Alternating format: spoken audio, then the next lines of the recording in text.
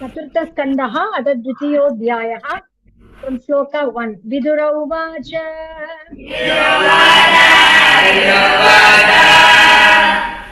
भवेशीलवतां श्रेष्ठे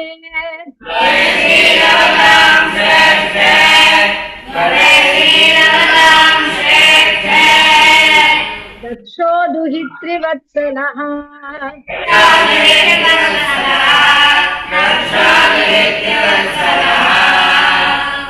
विद्वेषमकरोत् कस्मात्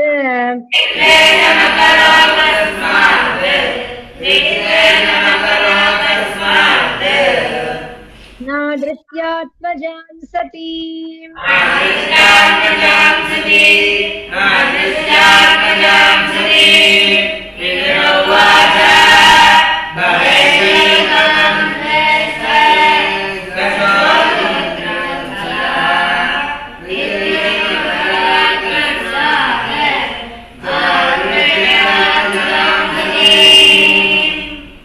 हस्तं चराचर गुरु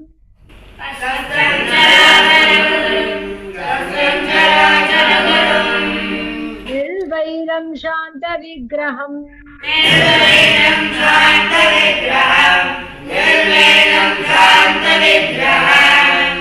आत्मारामं कथं द्वेष्टि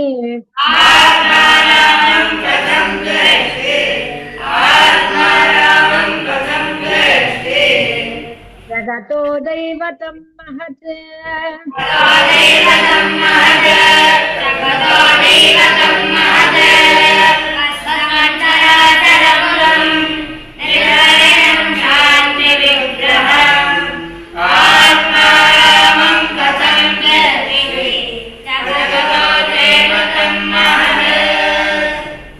एतदाख्याहि मे ब्रह्म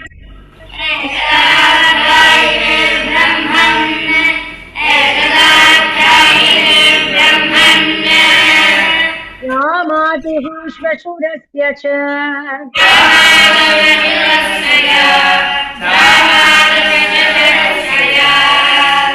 विद्वेषस्तु यतः प्राणान्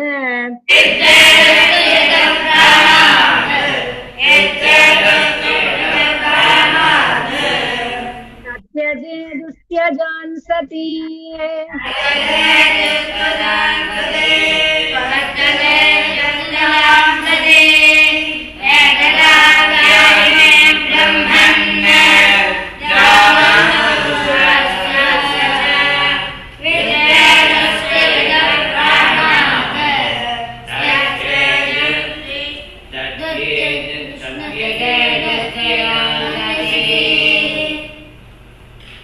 मैत्रेय उवाच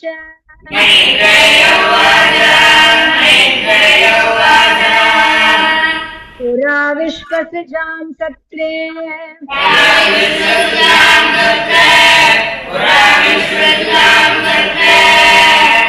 समेता परमर्षयः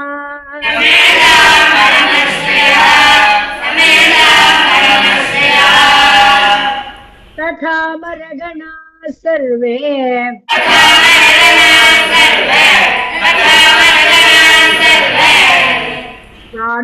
सानुगामुनयोग्नयः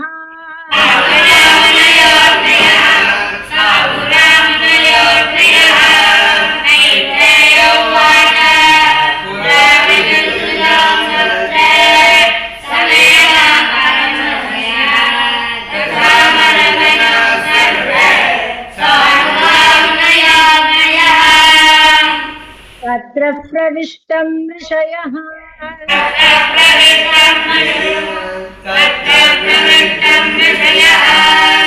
दृष्ट्वार्कमिव रोचिषा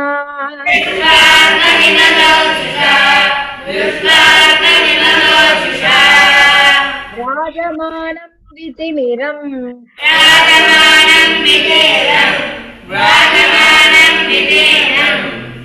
कुर्वन्तं तन्महत्सदः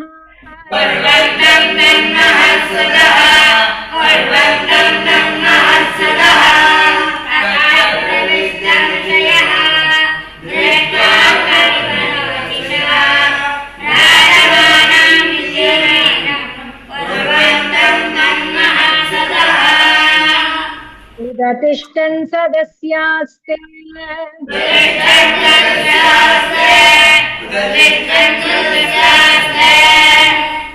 वदिष्येभ्यः अग्नयः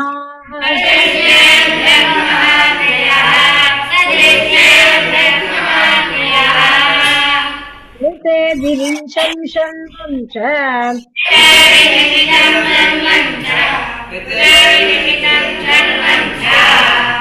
तद्भासा क्षिप्तचेतसः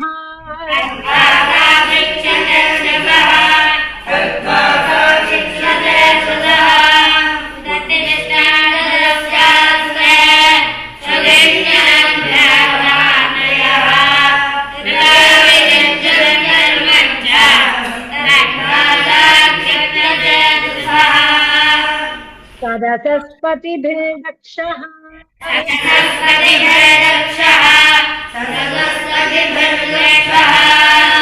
भगवान् साधु सत्कृतः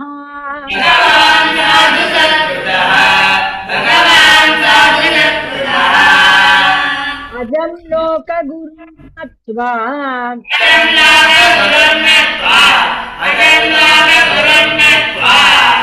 विशसाद तदाज्ञया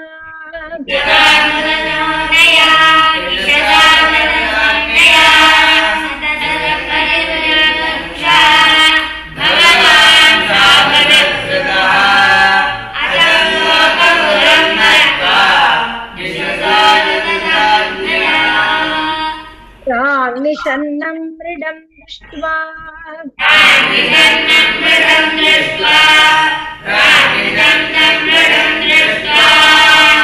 नामृष्यत्तत् अनादृतः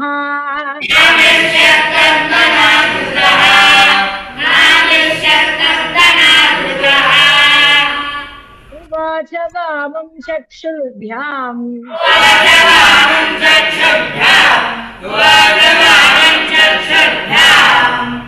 अभिवीक्ष्य दहन्निव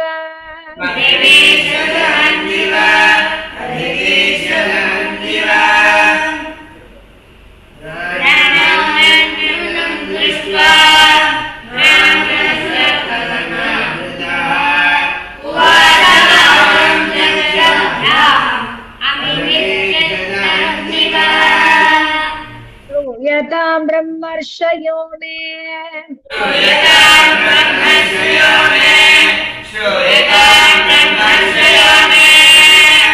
सह देवा सह अग्नयः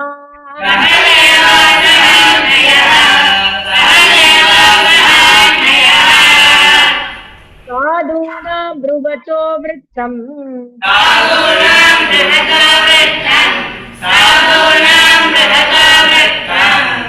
न आज्ञानं न च मत्सरात्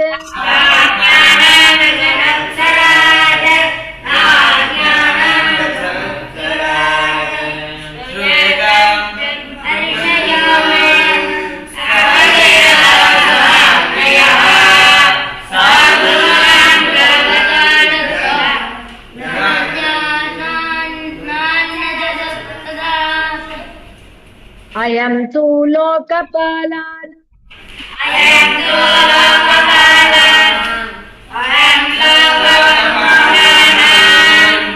शोग्नो निरपत्रपः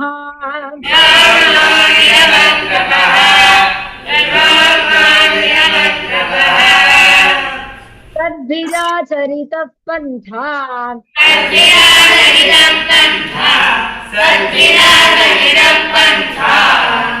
येन स्तब्धेन दूषितः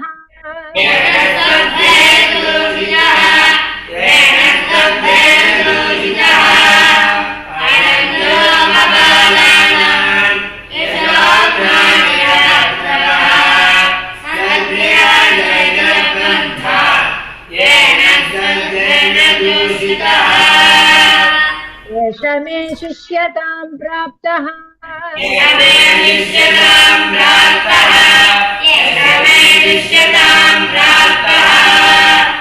यन्मे दुहितुरग्रहीत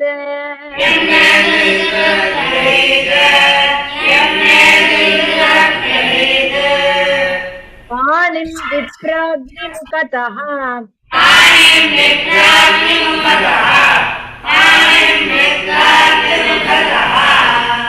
सावित्र्या इव साधुवत्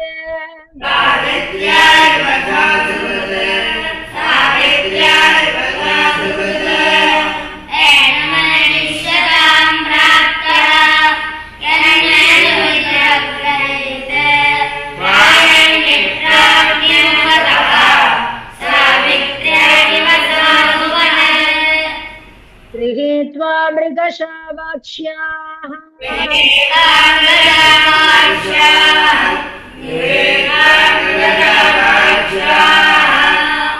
पाणिं मर्कटलोचनः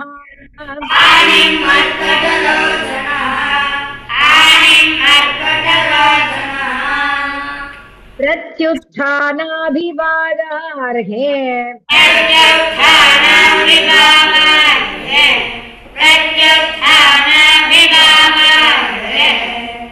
वाचाप्यकृतनोचितम्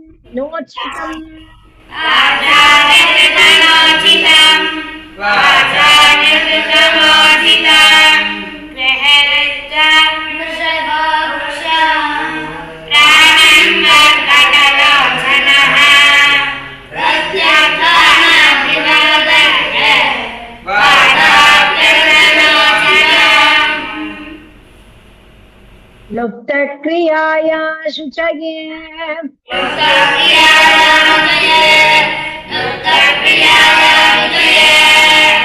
वानिने भिन्नसेतवे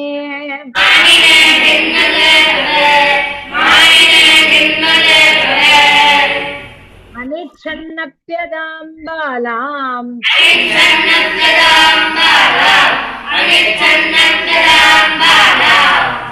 शूद्राये वोषतीं गिरम्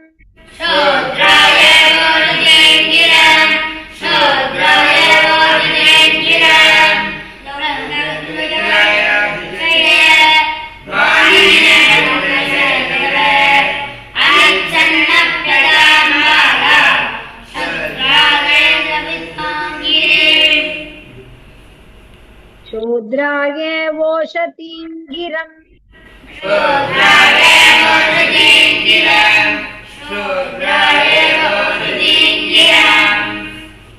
प्रेतावासेषु घोरेषु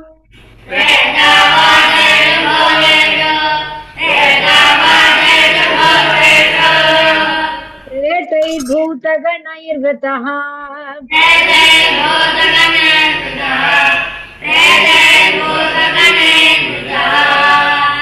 अटत्युन्मत्तवन्नग्नः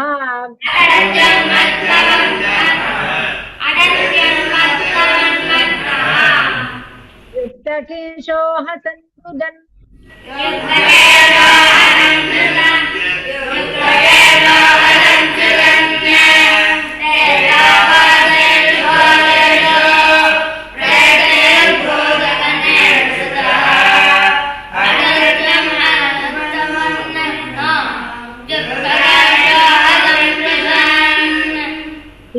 भस्मकृतस्नानः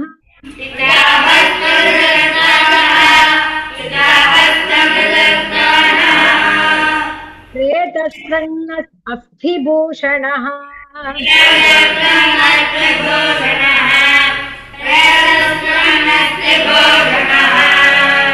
शिवापदेशो ह्यशिवः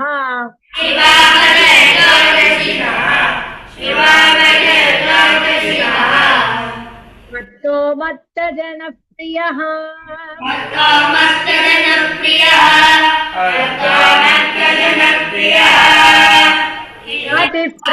अतिप्रमतभूतानाम्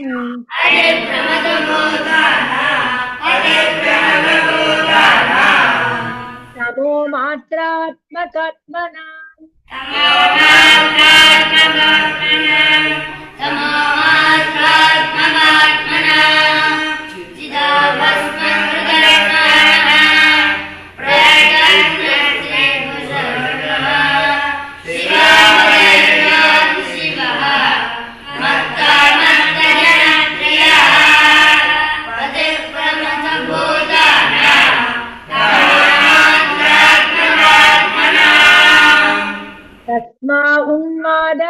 तस्मावन्नदर्थाय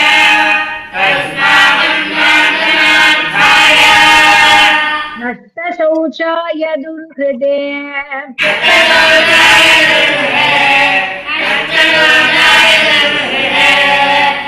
दत्तावत मया साध्वी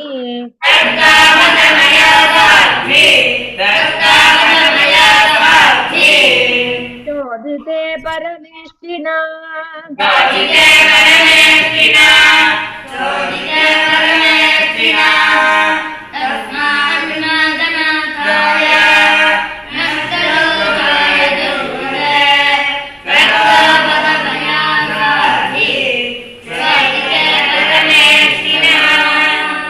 मैत्रेय उवाच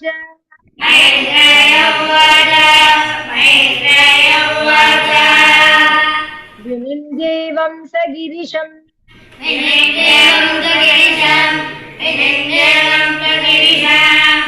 अप्रतीपम् अवस्थितम्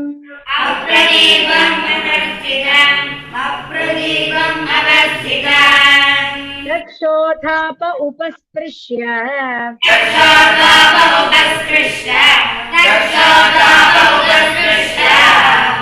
रुद्धशप्तुं प्रचक्रमे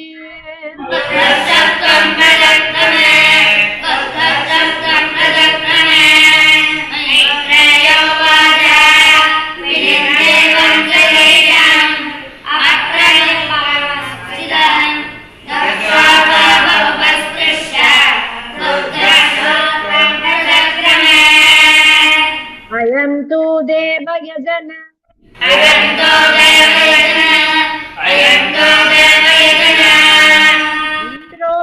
इन्द्रोपेन्द्रादिभिर्भवः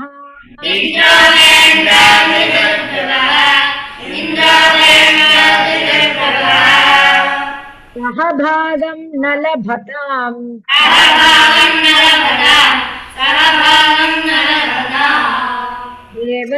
देवैर्देवगणाधमः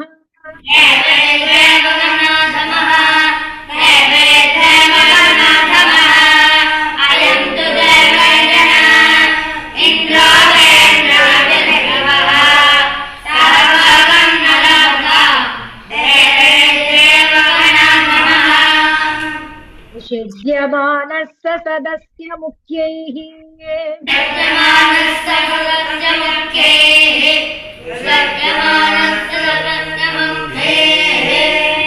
दक्षो गिरित्राय विसृज्य शापम्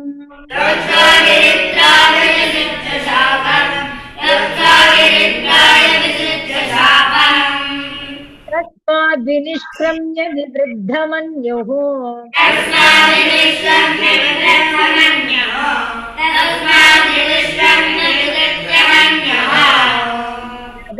गामकौरव्यनिजं निकेतनम्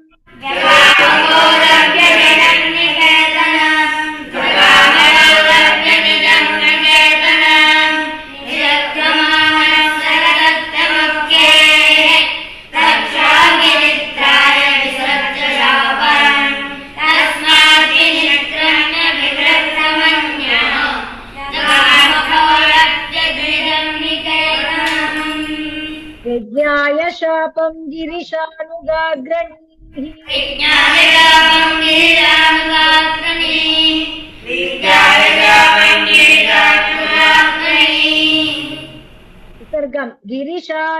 गिरिशानुगाग्रणीः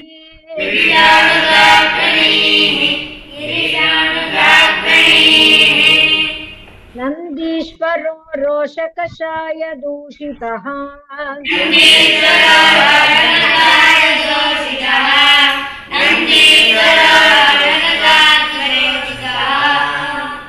रक्षाय शापं विससर्ज दारुणम्